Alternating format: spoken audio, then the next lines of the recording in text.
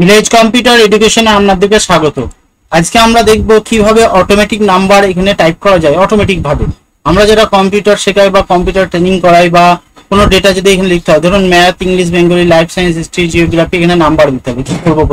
প্রথমে এটাকে সিলেক্ট করে নিতে হবে। সিলেক্ট করার পর কি করতে হবে? এটাকে সিলেক্ট করার পর প্রথমে সিলেক্ট করে নিলাম। সিলেক্ট করার পর সমান দেবো। সমান দেওয়ার পর RAND র্যান্ডম বিটুইন, দেখুন এখানে চলে এসেছে। এটা ডবল ক্লিক করে দিলেই আমাদের এখানে চলে আসবে। এবারে 33 নাম্বার থেকে 99 নাম্বারের মধ্যে আমরা নাম্বার বসাবো। তো 33,99 লিখলাম, বন্ধনী ক্লোজ করে কন্ট্রোল এন্টার দিলেই দেখুন অটোমেটিক নাম্বারগুলো আমার চলে এলো।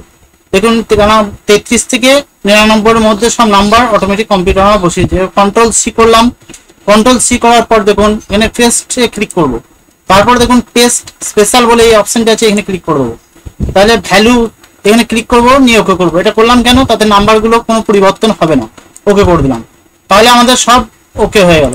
দেখুন অটোমেটিক নাম্বারগুলো আমার কম্পিউটার সব বসিয়ে দিয়েছে।